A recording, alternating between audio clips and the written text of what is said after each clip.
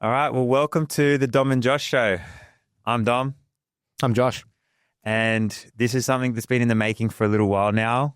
We seem to constantly have rants when we're at the gym. So we thought, why not bring it to an actual podcast and try and use our knowledge in both personal training and physio, bring it to you people and have a bit of fun with it, make it a bit educational.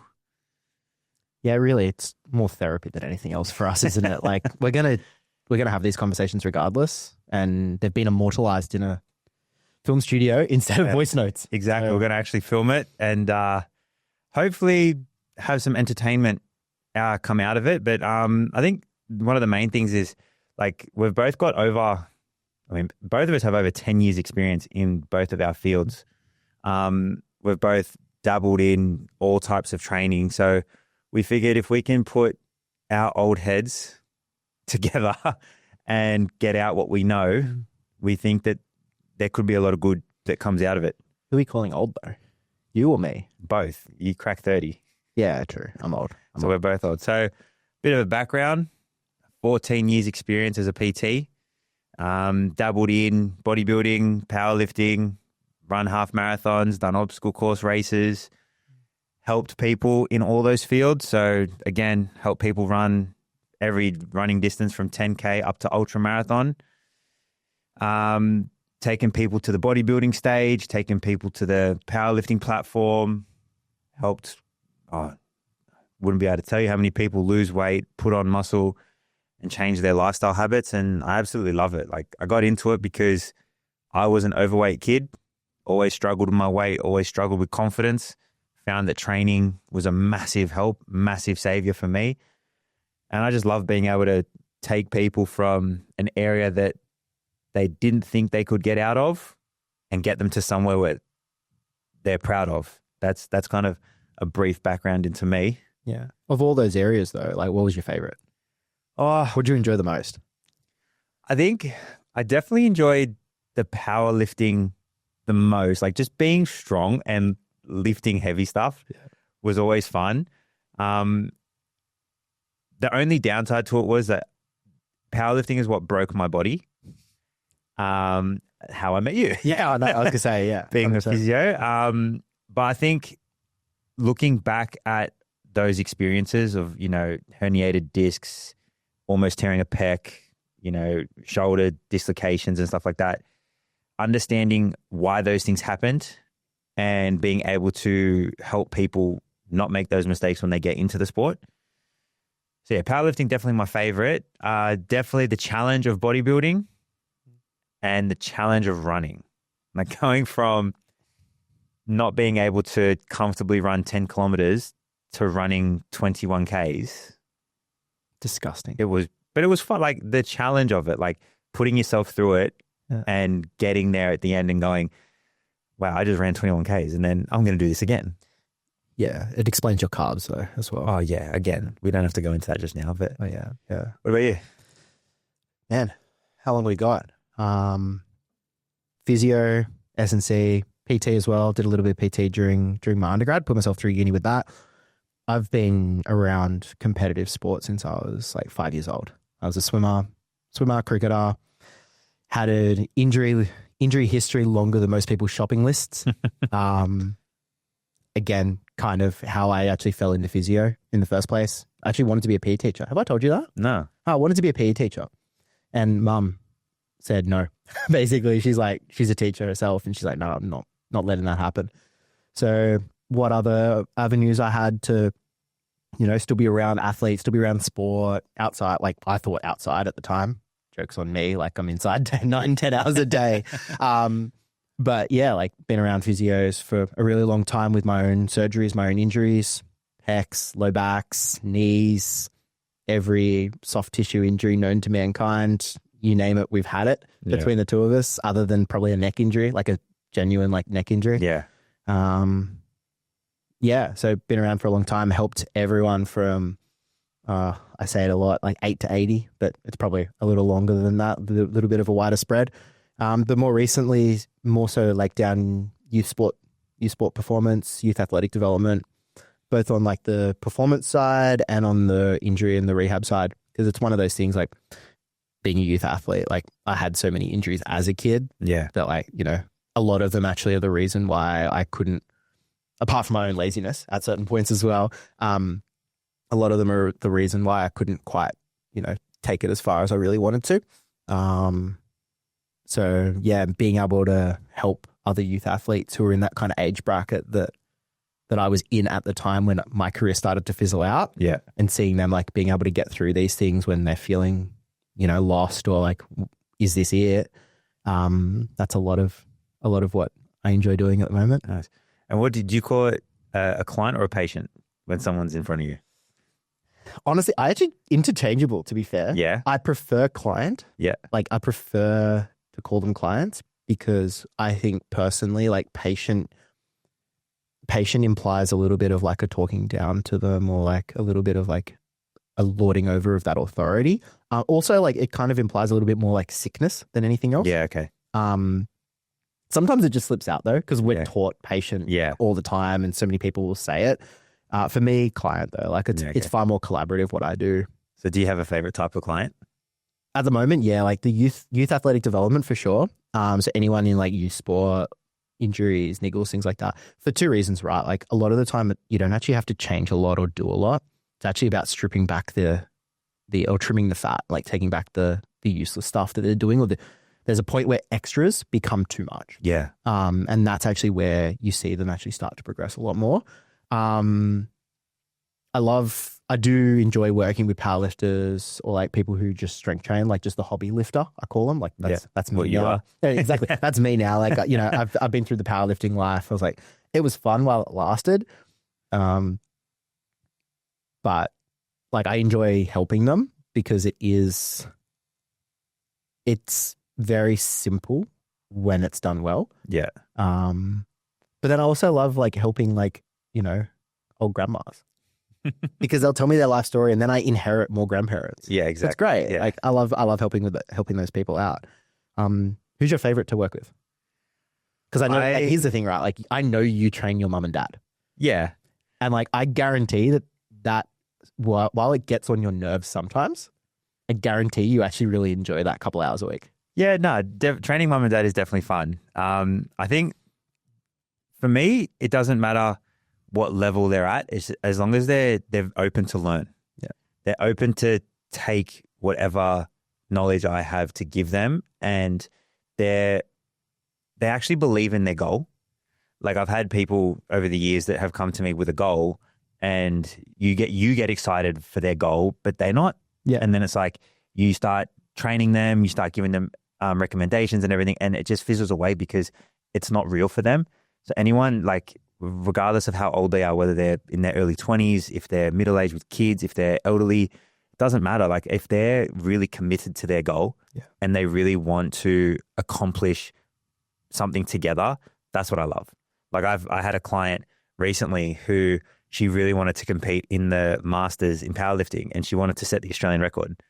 And she was so pumped to do that. And like I'm talking, she's 75 years old and we're powerlifting and she's getting every squat session. She's coming in pumped. Like she's got her knee wrap. She's got her walking in with the wraps on. She's got her lifters. She's got her wrist wrap. She's got her belt and like she's pumped. And like every week we're talking about different things powerlifting related and we're looking at what other people in her age category are doing. And then she's comparing herself to like some of her friends that like can't even walk up a flight of stairs. And she's like, I'm squatting 60.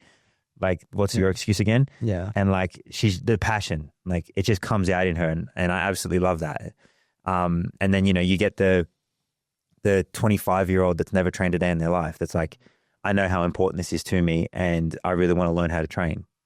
And it's like, sweet, like, let's do it. And they take every bit of advice. They follow every instruction you give. They give you undivided attention when you're demonstrating an exercise. And it's like, did you get that? Like, yep. Yeah. And then messaging you, it's like, hey, did you see this? Like, what do you think of this? And I love that. Yeah. So it doesn't matter what sport, what goal, you know, it could be a simple goal. It's like, I just don't want to feel lazy anymore. And it's like, if you are seriously committed to that, I love it. Yeah.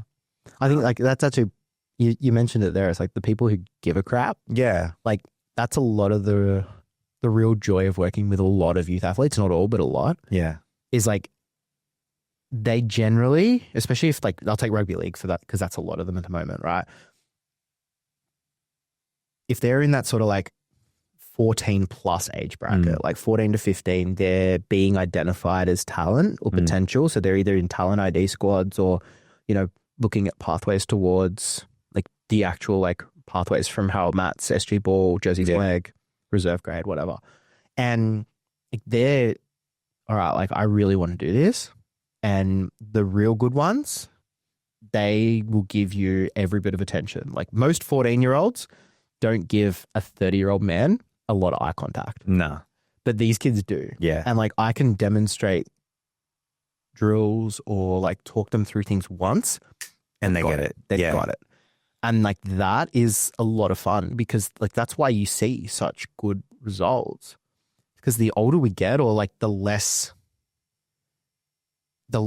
scary or the less like the smaller the goal, the less people actually, you know, put into it, care about it. And then they kind of just don't prioritize it. How many times do you get like, you know, the middle age, like not even middle age, like mid-30s, mid-40s, working professional come in. Like for me, it's like, oh, how's your hip this week? It's like, oh, pretty crap. Like, you know, oh, have you done your exercises? Nah, I didn't do them once. Did you get to the gym? Nah, I didn't get to the gym. Okay, like there's only so much I can do with that. Yeah, exactly. You know, whereas like if it's these kids coming in going like, yeah, I ticked off my 4 sessions in the gym. I ticked off my 2 field sessions. I did my whatever it is, mobility, my rehab, everything. I did that every single session. I went to bed early. I went to bed at like 9 o'clock. Like, Yeah. you know, you told mum that my phone's gone into another room at, you know, 8:30, 9 o'clock. Done. Yeah. You know, It does. that one's the hardest one. But I reckon, I reckon for those off topic, but like now that they've introduced all of those like age restrictions for social media, Yeah. You'd probably say that more than me. I think it might make it a little better. I might actually get better sleep out of my youth athletes now. Hopefully. Fingers crossed. Yeah. Like that's a, you know, one benefit. But I think like that's the thing, right? Like it's never really about what the goal is specifically. It's about how much someone cares about their own goal, how invested they are. Because like I can't make somebody want to get better. Nah. Neither can you. Nah. But like if somebody shows me that they want to get better, I heard a thing once, I can't remember where I heard it, but it's like, I can't want someone to achieve their goal more than they want to. Yeah. But like at the same time, I will match their level of effort that they're putting in towards their goal. Yeah. Like I can't put in more and I'll never put in less. But like if you come to me with a goal and you're leaving no stone unturned, then I'm going to leave no stone unturned too. That's why, like, for me, with anyone that I train, it's like I love using like 2 sayings. You can lead a horse to water, you can't make it drink, right? And it's like I can help you, I can guide you, I can do everything for you in the session that we've got or answer the questions. But at the end of the day, you have to do the thing. Yeah. Right. And if your goal is, for argument's sake, like to eat better because you've had a bad diet, and it's like I give you a food plan, I educate you on what, you know, carbs, protein, fats are, how much to eat. But then you're binge eating on the weekend, you're eating Macca's 3 times a week, you're drinking 3 bottles of wine. It's like, well, yeah, like I can give you everything, but then at the end of the day, you still have to do the thing. Yeah, your meal plan did not include triple cheeseburgers, No. Monday, Wednesday, Friday. But at the same time, and it's something that I have done with the nutrition course that I did, which is like helping people with their habits around food. And it's like, if you go from having a completely rubbish diet, and this is something that we can talk about in a lot more detail later, but it's very hard to just break that habit and go straight to just, you know, nothing but clean eating. It's like you have to understand like the psyche of how someone's going to work. And, you know, for someone that's very food motivated or food driven, or where taste is absolutely everything to them, it's very hard to be like, okay, like just eat chicken and vegetables and salad. Like, especially if they're not a good cook. Yeah. Like it's amazing how many people can't cook. Oh. They have no idea how to cook, how much they get takeaway. And sometimes I ask the question, especially with men that I train, it's like, who does the cooking at home? Like that is a really important question that I didn't ask until later. Yeah. Especially too, like I've been in the industry, like I said, for 14 years. I started when I was 20. You're dumb. I still lived at home. You're like my mum still did everything for me at home. Like all the cooking. Shout out Dom's mum. All the shopping. We love Shout out Dom's mum.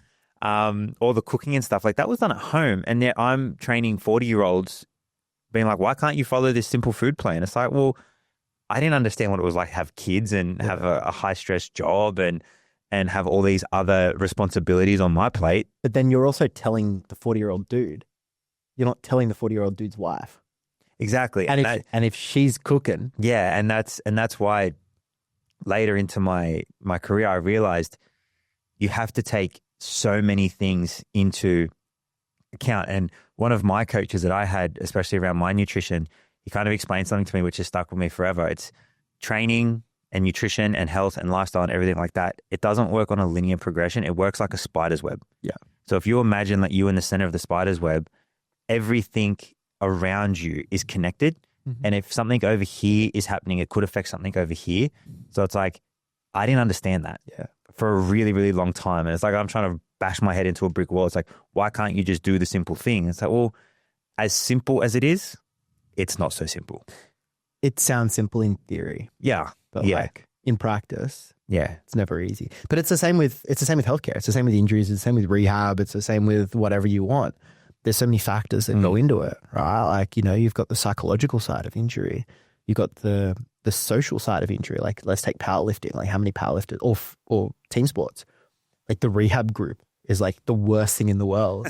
And they're all terrified. All these athletes are terrified of being in the rehab group, especially youth athletes in pathways, because they're scared of getting cut. Yeah. So they play through injuries. Yeah. Like, there's so many other things, like as a physio, as a coach, like I'd probably even say like probably 60, maybe 70% of my job is more counseling than it is anything else. 100%. Like, it's the psychological, managing the mental side and the emotional side. Yeah. Because if I can manage someone or coach someone through like the mindset and the emotions that they're feeling, then I can actually get to the stuff that matters. Yeah. Like, that's like every session that I start after the hello is, how are you feeling?